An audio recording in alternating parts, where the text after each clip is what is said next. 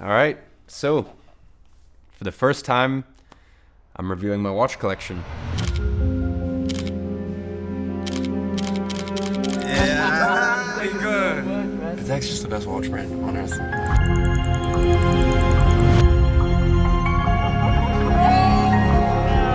Honestly, thank you very much. I already have this watch right here.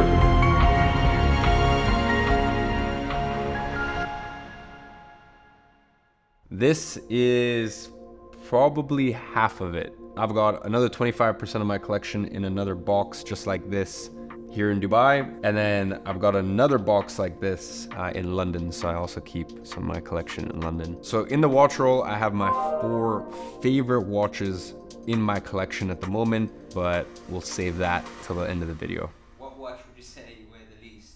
I guess in the half of the collection that I have here today, probably this rose gold Daytona with black dial. I've got quite a few white gold Daytonas there in the rest of my collection in the other box that doesn't get as much wrist time. And you'll notice that there's still quite a few scratches on here, and that's because any watches that I personally don't wear that much, I give to my friends to wear. So this has got a lot of wrist time on my friends' wrists, but for me personally, I'm just not a massive fan of rose gold and white gold Daytonas, at least compared to a platinum Daytona, or for example, something like this.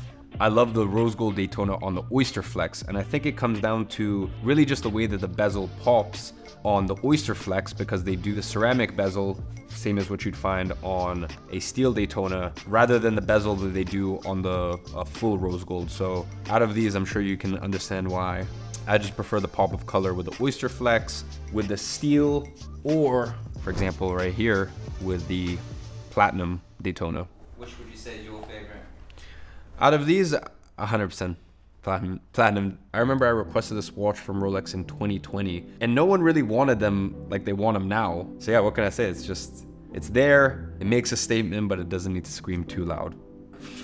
So this is a watch that I love. This is a Meteorite Daytona on the Oyster Flex. Once again, just talking about precious metals, I got offered the Meteorite, which is an extremely difficult dial to get. I got offered it on my choice between a full white gold or rose gold bracelet, and I ended up declining that watch, holding out, and opting for this instead. I took this watch skiing earlier this year, and I don't know, it just felt like the perfect watch, like in the snow. In here I have one more. I actually wish I'd put less Daytonas in this box. I wish I'd taken some of my other watches. I have one more Daytona, white gold, blue dial. Once again, what can I say? Beautiful watch, classic watch, timeless watch. Because it's white gold, wow, this has a lot of scuffs. I think this has been with my friends far more than me. So whoever abused this watch, wow. I didn't realize until now. It's definitely very scuffed up, but at least my friends got some good enjoyment out of it. I think I have one Vacheron in here. So this is the Vacheron Overseas. This is the second Overseas that I have. So what I love about this watch, which is also the same with the Cartier Santos. So this is one of my skeletons. This is a steel. I've also got a rose gold. I don't really wear this watch much anymore. So Alex, my head of production, this has basically just been his watch this entire year. Yeah. So yeah, Fabila, yeah, your daily beater. Whew. Don't worry about it. Don't worry about it. There'd be chunks out if I was wearing it. I'm the worst with it. So anyways, as I was saying, the thing I love about this is just this easy link system with the bracelet. So you can take this off as such, and then now you've got the rose gold bracelet off, and I don't have the strap here with me, but you can put like a navy strap on. I've got a navy strap to match the dial. I think without a doubt, of any brand, this has the most beautiful blue. It's honestly just mesmerizing. I know that sounds like dramatic, but you can just look at it in so many different lights. The sunburst effect, yeah. Honestly, incredible dial. Great brand, great watch. And I feel like if you see someone with a Vacheron, you know that they're probably a bit more of a serious collector than just wearing a Royal Oak or an Atlas or something like that. Let's talk about that AP. This one, Yeah. big boy. Big boy. So I'm not really a fan of offshores. I'd been offered a couple offshores in the past, was never that interested. It's a 42 millimeter offshore, and it's also titanium, so it's very light. Usually offshores are very big, they're very bulky, and fair enough, this watch is still very bulky. But I don't know, just quite light, and it's big, but it's not a 44 like some of their other offshores. So I just thought, you know what, I need an offshore in my collection. It doesn't get that much wrist time, but sometimes, for example, when I'm going on holiday, short little trip somewhere, you know, this makes it outside of the watch case. Show us something that is a heavy hitter. Okay, I'll give you what other people would consider. I mean, I'll be honest, there's a lot of heavy hitters in here, but like one that people would most certainly consider a heavy hitter, and then one that the watch community.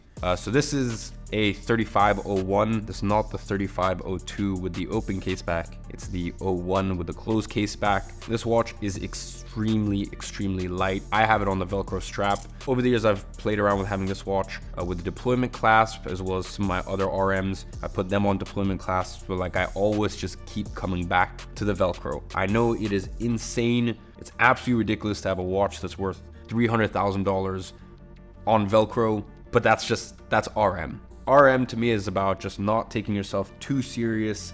It's comfortable, it's light. As I said, that's why I like the Velcro. That's why I avoid the deployment clasp. So I'd say another one that would be considered a heavy hitter is one of my recent pickups.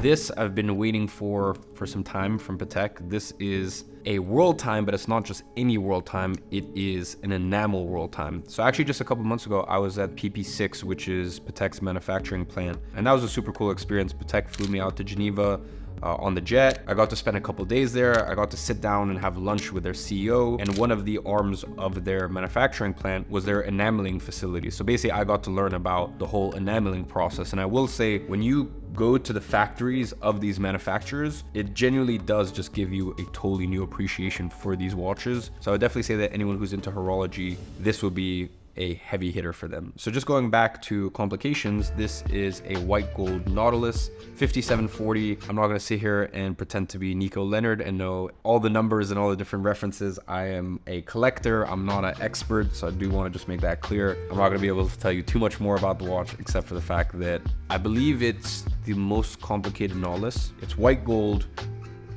and it looks beautiful. Would you say it's your favorite out of that box? No, I'd say that out of this box, it's probably either the enamel dial or this, which is a rose gold Aquanaut.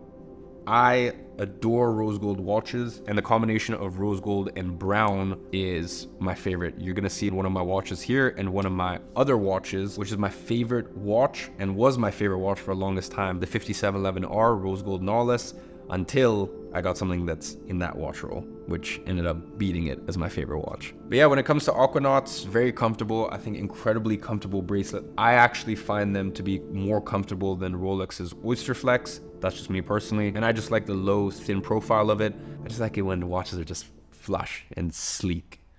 Yeah, so I love this watch. Let's see, if we want to go back to Rolex, we've got a couple day dates in here. This is the 60th anniversary green olive dial. This is an example in white gold, and this is an example in rose gold with a diamond bezel. I'm not a massive diamond guy, to be honest, and if it is diamond, obviously it has to be factory. But I don't know, sometimes it's fun to just mix it up, have a little bit of little pop of shine. I'd say that there's still a lot of stuff that I really need to explore. I pretty much only got Rolex, Patek Philippe, Richard Mille, AP, Vacheron, Cartier. I feel like I still have a lot of collecting to do. I don't know, moon swatches. I do have a lot of moon swatches, that's correct. I was wearing one when I started. Moon swatches are just cheap. They're just fun. I put them on these rubber straps, and yeah, it's nice if you're ever in Europe and you don't want to get your arm chopped off. It's a good little fun watch to wear. Let's see, what else do we have in here? We've got Batgirl. Some people like it on the Oyster bracelet. I personally like it on the Jubilee. I actually really love this watch. I don't know, it's a good watch.